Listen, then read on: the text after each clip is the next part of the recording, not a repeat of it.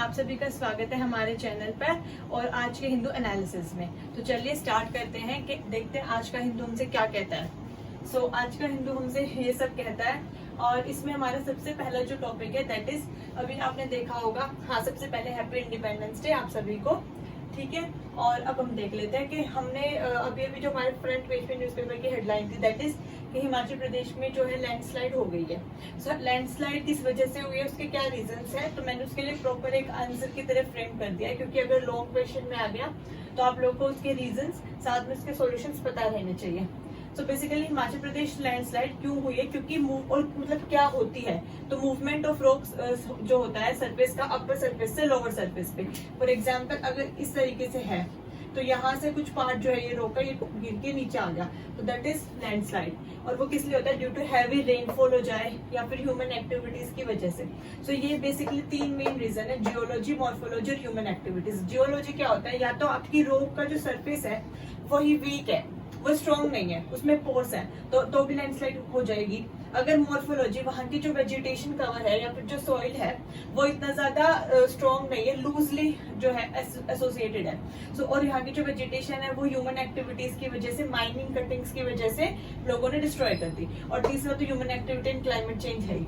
Then उसके बाद Asia में जो मैक्सिमम आपके लैंडस्लाइड्स मिलती है, और इसका सॉल्यूशन क्या रहेगा, इसका सॉल्यूशन हम ये लिख सकते हैं कि हमें अपनी कंस्ट्रक्शन एक्टिविटीज पे थोड़ा लिमिट लगानी चाहिए, एक लिमिट के बियॉन्ड नहीं करना चाहिए।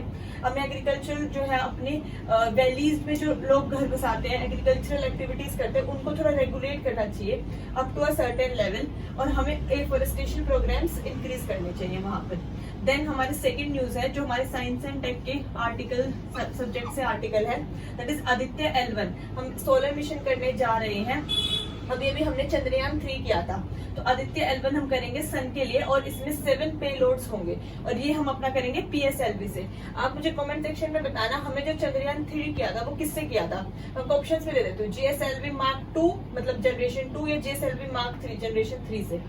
आदित्य L1 हम अपना PSLV से करेंगे, पोलर सैटेलाइट लॉन्च व्हीकल से, ठीक है। ये किस चीज के लिए होगा, इसके एम्स होंगे, ये स्टडी करेगा कोरोना का, फोटोस्फीयर को, क्रोमोस्फीयर को, फ्लेयर्स को और कोरोनल मास इजेक्शंस को। ये सब क्या होते हैं, हमारे सन में लेयर्स होते हैं, जो जैसे कोरोना की जो लेयर है, फोटोस्फीयर जो लाइट वाली लेयर है, फ्लेयर्स होते हैं जो आपके बिल्कुल मतलब बाहर जो कोरोनल जो आपको जैसे लाइट की तरह दिखाई देते हैं ना चार्जेस, वो फ्लेयर्स बोले जाते हैं। और कोरोनल मास इजेक्शंस जो कभी कभी सोलर मैक्सिमा और सोलर मिनिमा के टाइम पे जैसे जो सन से रेडिएशंस आती हैं उनको हम बोलते हैं कोरोनल मास इजेक्शंस। देन इसमें हमारे 7 पेलोड्स होंगे। पेलोड्स मतलब 7 इसमें इस तरीके से इंस्ट्रूमेंट होंगे जो मेजर काम करेंगे स्टडी के टाइम पर। फॉर एग्जाम्पल मैंने 7 की 7 मेंशन कर दिया आपके, VELC that is visible line emission coronagraph. ये सबसे इंपॉर्टेंट है क्योंकि ये हम इसरो ने 15 इयर्स में इसको रेडी किया है इंडिया ने, ठीक है। और ये स्टडी करेगा डेंसिटी और टेम्परेचर जैसी चीजों को सन की। Then SUIT SUI that is solar UV imaging telescope. Then SOLEX that is solar low energy X-ray spectrometer. Then SPEX Aditya solar wind particle experiment. Then Helios high energy L1 orbit X-ray spectrometer. अभी मैं आपको बताऊंगी इसको L1 क्यों बोला गया है। Then PAPA that is plasma analyzer package for Aditya. Then advanced tri-axial high resolution digital magnetometers. तो ये 7 हो गए हमारे, 1 2 3 4 5 6 7, ठीक है। तो अब हम बात करते हैं कि इसको हमने L1 क्यों बोला गया। बेसिकली देखो ये पोजीशन होगी आपकी सन की, आदित्य की। जैसे ये हमारा सन है, यहाँ पे हमारे पास 5 इनको लैग्रेंज पॉइंट्स बोलते हैं, L1 L2 this is earth, L3 L4 L5। तो जो L3 L1 L2 है वो एक लाइन में अलाइंड होते हैं, ठीक है। और L4 और L5 आपके थोड़ा सा दूर होते हैं। बेसिकली L4 और L5 ज्यादा स्टेबल होता है as compare to L3 1 and 2 से, लेकिन वो डिस्टेंस पे ज्यादा होते हैं, इसलिए हम वहां पे अपने आदित्य को प्लेस नहीं कर सकते क्योंकि इतना डिस्टेंस बहुत ज्यादा हो जाएगा। क्योंकि L1 और अर्थ के बीच में 1.5 मिलियन किलोमीटर का डिस्टेंस है। तो ये हमारा L1 पॉइंट है, ये ऑर्बिट है, यहाँ पे हम अपने आदित्य को प्लेस करेंगे, ठीक है। ये हमारी अर्थ है, तो यहाँ से वो डायरेक्ट सन को मॉनिटर करता रहेगा और स्टडी करता रहेगा, ठीक है। आई होप ये क्लियर हो गया होगा। देन उसके बाद हमारा थर्ड टॉपिक था इसमें, doctors can't be forced to give generic drugs. ये हमारे इंडियन मेडिकल एसोसिएशन ने बोला, IMA ने, और उन्हीं का डेटा है कि इंडिया में लेस देन 0.1 ड्रग्स जो है टेस्ट किए जाते हैं क्वालिटी पर्पस पे। जितने भी हमारे इंडिया में मैन्युफैक्चर होते हैं उसमें से लेस देन 0.1 को टेस्ट किया जाता है। अब जेनेरिक ड्रग्स होता क्या है जिनके लिए वो मना कर रहे हैं, डॉक्टर्स के फोर्स नहीं किए जा सकते। देखो एक कंपनी है कोई भी, वो एक ब्रांडेड ड्रग बनाती है, लेकिन ब्रांडेड ड्रग्स का वो लोग पेटेंट ले लेते हैं अब तो 15 या 20 ईयर्स तक, और वो बहुत महंगी जो है कॉस्टली मार्केट में सेल करता है, लेकिन एक कॉमन इंसान उसको अफोर्ड नहीं कर सकता है। तो जब उसका पेटेंट एक्सपायर हो जाता है तो जो हमारे इंडियन फार्मार्स हैं वो क्या करते हैं, उसी ड्रग्स की कॉपी ड्रग्स बना देते हैं, जिसमें थोड़ा बहुत आपका जो सोल्ट का कलर है, टेक्सचर है, वो अलग हो जाएगा, बट जो उसका बेसिक एक्टिव फार्मास्यूटिकल जो सब्सटेंस है वो सेम रहेगा।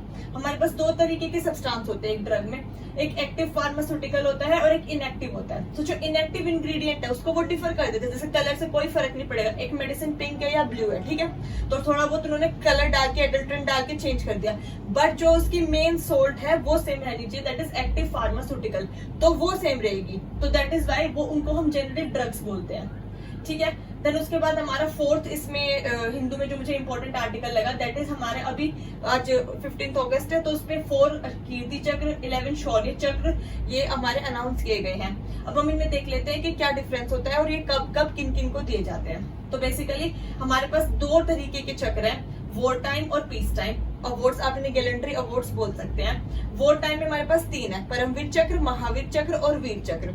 हमारे पास पीस टाइम में भी 3 है, अशोक चक्र, कीर्ति चक्र एंड शौर्य चक्र, और यही इनका सीक्वेंस भी रखना है आपको, क्योंकि परमवीर चक्र वॉर टाइम का सबसे हाईएस्ट है, देन महावीर एंड देन वीर चक्र, देन सेम पीस टाइम में अशोक चक्र सबसे हाईएस्ट है, देन कीर्ति एंड देन शौर्य चक्र। देन उसके बाद हमारे सेना मेडल्स आ जाते हैं, नौसेना मेडल्स, वायुसेना मेडल्स। तो ये जो मेडल गैलेंट्री अवार्ड्स है हमारी, हमारे तीनों फोर्सेस के ऑल रैंक ऑफिसर्स को दिए जाते हैं, मतलब कोई भी रैंक का ऑफिसर है, चाहे वो नेवी में, आर्मी में, एयरफोर्स में, ये सभी को दिए जाएंगे, ठीक है, अकॉर्डिंगली जैसे जैसे उनको जो भी सर्व किया है।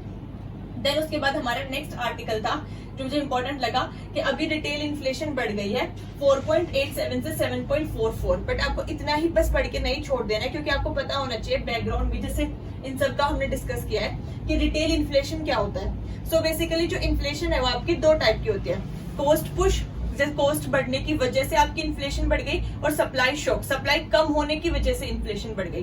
तो कॉस्ट पुश में क्या होता है कि रॉ मटेरियल का प्राइस इंक्रीज हो गया आगे से, या कोई अनसर्टेन इवेंट हो गया जिसकी वजह से रॉ मटेरियल की सप्लाई जो है कम हो गई, उसकी रॉ मटेरियल की कॉस्ट की वजह से आपकी इन्फ्लेशन बढ़ गई। सप्लाई शॉक में क्या होता है कि जैसे अगर कोई फ्लड आ गया, डिजास्टर आ गया, इसकी सप्लाई कम हो गई अननोइंगली, उसकी वजह से आपकी इन्फ्लेशन जो है बढ़ गई। सो अब रिटेल इन्फ्लेशन क्या होगा, एक होलसेल इन्फ्लेशन होता है, एक रिटेल इन्फ्लेशन होता है। होलसेल इन्फ्लेशन में जो हम बल्क में सामान परचेज करते हैं वो आता है। रिटेल इन्फ्लेशन में जो हम डेली बायर्स है, रिटेलर्स है, जैसे अगर मैं पेन परचेज करने जाऊं, मिल्क प्रोडक्ट परचेज करने जाऊं, डेली बेसिस पे हम जो सामान खरीदते हैं उसको रिटेल इन्फ्लेशन बोलते हैं। तो वो अभी इंक्रीज हो गई है आपकी 4.8 से 7.44 तक। और रिटेल इन्फ्लेशन का जो हमारा डाटा है वो कौन देता है हमें देता है ये एनएसओ आपका, ठीक है। इसमें सीपीआई निकलता है, कंज्यूमर प्राइस इंडेक्स हम बोल सकते हैं उसको, सीपीआई। आपका जो सीपीआई है, यहाँ स्पेस नहीं है इसलिए मैं आपको वर्बली एक्सप्लेन कर देती हूँ। जो कंज्यूमर प्राइस इंडेक्स है आपका, वही एनएसओ प्रिपेयर करता है। बेसिकली वो 5 टाइप के सीपीआई हमारे इंडिया में निकलते हैं। कंज्यूमर प्राइस इंडेक्स जो पहले 3 निकलते हैं, दैट इज एग्रीकल्चर वर्कर के लिए, इंडस्ट्रियल वर्कर के लिए और रूरल वर्कर के लिए। ये जो 3 सीपीआई है ये हमारे लेबर ब्यूरो निकालता है, लेकिन उसके अलावा जो 2 सीपीआई निकलते हैं, CPI for rural area and CPI for urban area, वो हमारा एनएसओ निकालेगा, जो कि ministry of statistical and employment के अंडर आता है। सो इस तरीके से ही उन्होंने हमें रिटेल इन्फ्लेशन दी है। सो आई होप आज का डिस्कशन आपको पसंद आया होगा। If you like this discussion then please like, share and subscribe the channel. Thank you so much. जय हिंद।